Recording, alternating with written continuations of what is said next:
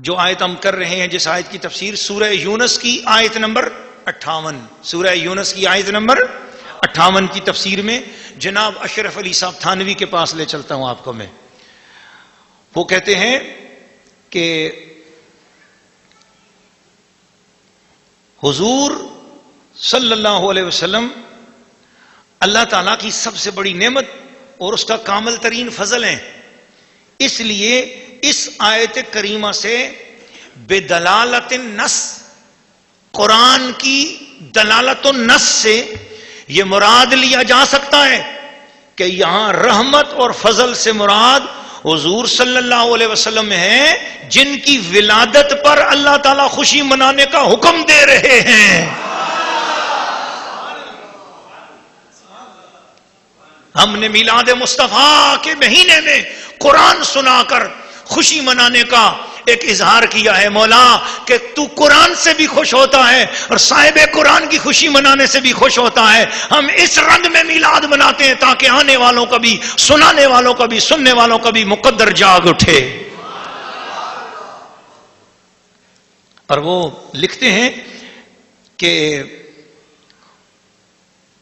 جو نعمت تمام دنیاوی اور دینی نعمتوں کی اصل اور ان کا سرچشمہ ہے وہ حضور کی تشریف آوری ہے. سبحان اللہ. دنیا اور آخرت کی ساری نعمتوں کا جو سرچشمہ ہے، شیخ اشرف علی صاحب تھانوی فرماتے ہیں کہ وہ حضور صلی اللہ علیہ وسلم کی تشریف آوری ہے. اور اسی طرح مولانا اشرف علی صاحب تھانوی اسی آیت کے تحت سورہ یونس کی آیت نمبر 58 کے تحت فرماتے ہیں اب قرآن مجید کو دوسرے مقامات پر بھی دیکھنا چاہیے کہ ان دونوں لفظوں یعنی فضل اور رحمت سے کیا مراد ہے. تو جاننا چاہیے کہ قرآن مجید میں یہ دونوں لفظ بکثرت آئے ہیں. کہیں دونوں سے ایک معنی مراد ہے اور کہیں جدا جدا.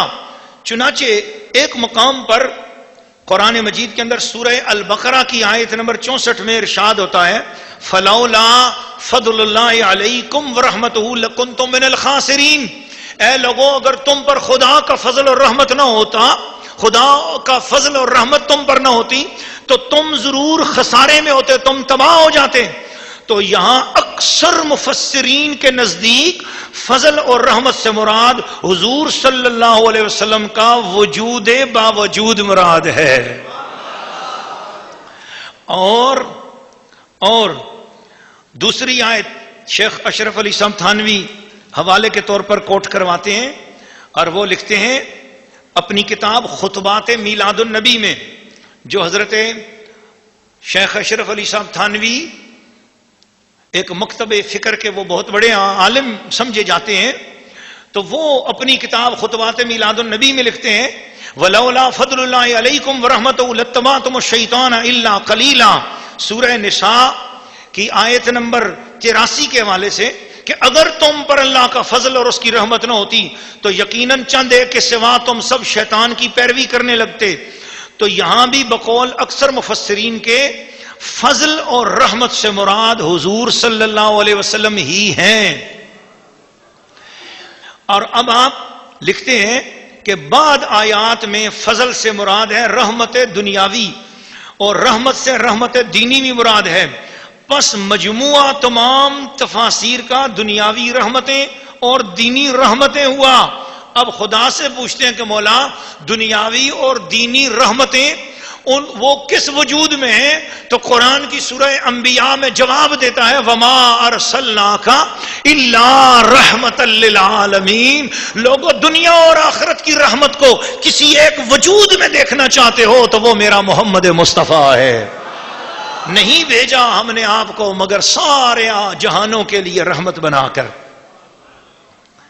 اور پھر مولانا اشرف علی صاحب تھانوی اپنی کتاب خطبات میلاد النبی کے صفحہ نمبر 63 سے لے کر صفحہ نمبر 65 تک یہ لکھتے ہیں کہ اس مقام پر ہر چند کے آیت کے سباق پر نظر کرنے کے اعتبار سے قرآن مجید مراد ہے. اس آیت میں آیت کے سباق یعنی پچھلی آیت نمبر 57 میں نے آپ کو سنائی کہ اس سے قرآن مراد ہے. لیکن اگر ایسے معنی عام لیے جائیں کہ قرآن مجید بھی اس کا ایک فرد رہے تو یہ زیادہ بہتر ہے.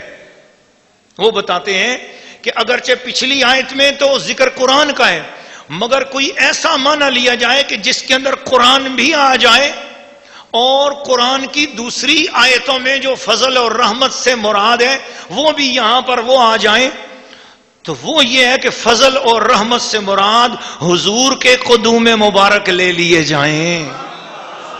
قدوم مبارک ذرا پرانی اردو ہے، قدوم مبارک کا مطلب ہے حضور کی ولادت باسعادت، حضور کا دنیا میں تشریف لانا، یہ اللہ کا بڑا فضل اور بڑی رحمت ہے۔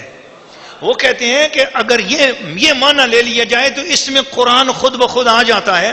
وہ کہتے ہیں اس تفسیر کے موافق جتنی نعمتیں اور رحمتیں ہیں، خواہ وہ دینی ہوں یا دنیاوی، اور ان میں قرآن بھی ہے، وہ سب اس میں داخل ہو جائیں گی جب ہم فضل اور رحمت سے حضور کو مراد لے لیں گے۔ اس لیے کہ حضور کا وجود باوجود اصل ہے تمام نعمتوں کی اور مادہ ہے تمام رحمتوں اور فضل کا، پس یہ تفسیر اجمع التفاسیر ہو جائے گی۔ پس اس تفسیر کی بنا پر اس آیت کا حاصل یہ ہوگا کہ ہم کو حق تعالی یہ ارشاد فرما رہے ہیں۔ اب وہ قرآن کی اس آیت کا مفہوم بیان کرتے ہیں حضرت شیخ اشرف علی صاحب جناب تھانوی، وہ فرماتے ہیں کہ حضور کے وجود باوجود پر خواہ وجود نوری ہو یا ولادت ظاہری، وجود نوری ہو یا ولادت ظاہری، سب کی خوشی منانا چاہیے، اس پر خوش ہونا چاہیے، اس لیے کہ حضور ہمارے لیے تمام نعمتوں کا واسطہ ہیں، دوسری عام نعمتوں کے علاوہ، اور افضل نعمت اور سب سے بڑی دولت تو ایمان ہے، جس کا حضور صلی اللہ علیہ وسلم سے ہم کو پہنچنا تو بالکل ظاہر ہے۔ تو غرض اصل الاصول تمام مواد فضل و رحمت کی حضور کی ذات بابرکات ہوئی، پس ایسی ذات بابرکات کے وجود پر جس قدر خوشی اور فرح ہو کم ہے۔ یہ میں نے پورا جناب اشرف علی صاحب تھانوی کا بیان آپ کو سنایا ہے تاکہ جو طبقہ میلاد مصطفیٰ سے زیادہ چڑھتا ہے وہ اپنے آپ کو زیادہ تر انہی کا عقیدت مند سمجھتا ہے، تو ان کو بھی پتہ چل جانا چاہیے کہ انہوں نے بھی اپنی کتاب میں یہ تسلیم کیا ہے کہ قرآن نے حضور کی ولادت پر خوشی منانے کا حکم دیا ہے۔ قل بفضل اللہ وبرحمتہ فبذلک فلیفرحوا، اس آیت کریمہ میں قرآن کے اندر حضور کے میلاد کو منانے کا حکم نصیب ہوا ہے۔ الحمدللہ، یہ کوئی تفسیر گھڑی ہوئی تفسیر نہیں ہے، یہ کوئی تحریف نہیں ہے، یہ کوئی عقلی تفسیر نہیں ہے۔ القرآن یفسر بعدہ بعدا، قرآن کی تفسیر بالقرآن ہے، قرآن کی قرآن سے تفسیر کی جا رہی ہے۔ اس کے نتیجے میں یہ بات بڑے بڑے اجل علماء کا حوالہ میں آپ کو دے چکا ہوں، اور پھر میں نے آپ کو یہ حوالہ بھی لاسٹ میں دیا ہے کہ انہوں نے بھی یہی مراد لیا کہ اس سے مراد یہ ہے کہ حضور کا دنیا میں جو تشریف لانا ہے، حضور کی جو بعثت ہے، حضور کی جو رسالت ہے، حضور کی ولادت، حضور کے میلاد مبارک محمد مصطفیٰ جان دو عالم، راحت آمنہ اور تسکین حلیمہ، راحت مکہ، جان مدینہ، میرے آقا سرور قلب و سینہ محمد الرسول اللہ صلی اللہ علیہ وسلم کا میلاد منانا قرآن کے حکم سے ثابت ہے۔ دوستان عزیز، اس آیت پر میں آپ کو تھوڑا سا اور غور کرانا چاہتا ہوں، کیونکہ آج رات یہ میلاد مبارک کی رات ہے، اور مسلمانوں یہ بھی عرض کرتا چلوں کہ ہمارا جو یہ دورہ تفسیر قرآن ہے، ہم نے اس کو میلاد پاک مصطفیٰ زیر سایہ قرآن مصطفیٰ یہ عنوان دیا تھا کہ یہ دورہ تفسیر قرآن ہوگا اور میلاد مصطفیٰ کے مہینے میں ہوگا، حضور کی خوشی بھی ہوگی، قرآن کی خوشی بھی ہوگی، ہم جشن قرآن بھی منائیں گے، جشن صاحب قرآن بھی منائیں گے۔ تو قرآن کے اندر سے جب ہمیں میلاد مصطفیٰ کا ثبوت مل رہا ہے، تو اب وہ لوگ جو کبھی اس کو شرک ٹھہراتے ہیں اور کبھی اس کو بدعت کی باتیں کرتے ہیں، دراصل ان کے سینوں میں بغض مصطفیٰ ہے، ان کے سینوں کے اندر حضور صلی اللہ علیہ وسلم کی محبت نہیں ہے۔ محبت ہوتی تو یہ قرآن کی آیت آپ کو بتا رہی ہے، قرآن آپ کے سامنے ہے، ہم ان کو ان کی خدمت میں اصلاح کے طور پر یہ عرض کریں گے کہ اپنے آپ کو سچا غلام رسول بنا لیں، اور نہیں تو ہم چیلنج کرتے ہیں کہ جائیں اس آیت کا جو ترجمہ بن سکتا ہے اپنے طور پر بنا کر ہمیں بتا دیں، قرآن اور مصطفیٰ کے علاوہ کوئی اور بھی ہے کہ جس پر خوشی منائی جا سکے؟ اگر تمہیں یہ ملتا ہو کہ ہاں اپنے بچے پر خوشی منائی جا سکتی ہے تو پھر میں کہوں گا کہ ہاں تیرے بچے کا تجھے فائدہ ہوگا، لیکن آمنہ کے بچے کا ساری کائنات کو فائدہ ہوگا۔ تو اگر تیرے بچے پر خوشی منائی جا سکتی ہے اور وہ جائز ہے، تو مصطفیٰ کریم پر کی آمد پر خوشی اس لیے منائی جا سکتی ہے کہ تیرے بچے کے آنے پر تو کوئی پتہ نہیں عذاب آئے یا نہ آئے، اور یا رحمت ملے یا نہ ملے، لیکن حضور کے تشریف لانے سے پہلے زمین ناپاک تھی، اور حضور نے فرمایا میرے میلاد کی یہ عظمت ہے کہ جعلت لی الارض مسجدا، ادھر میں نے زمین کی دھرتی پر قدم رکھا، اللہ نے ساری زمین کو پاک کر دیا۔ کیوں نہ خوشی منائے ان کی؟ اس آیت کا ترجمہ قرآن بتا رہا ہے کہ ان کی خوشیاں مناؤ۔ بس جس کے دل کا تعلق مدینے والے کے ساتھ جڑا ہوگا وہ تو خوشیاں منائے گا۔ اب جس کا تعلق ہی نہیں ہے، غیر کیوں خوشیاں منائے؟ جو غیر ہوگا وہ خوشی نہیں منائے گا نا۔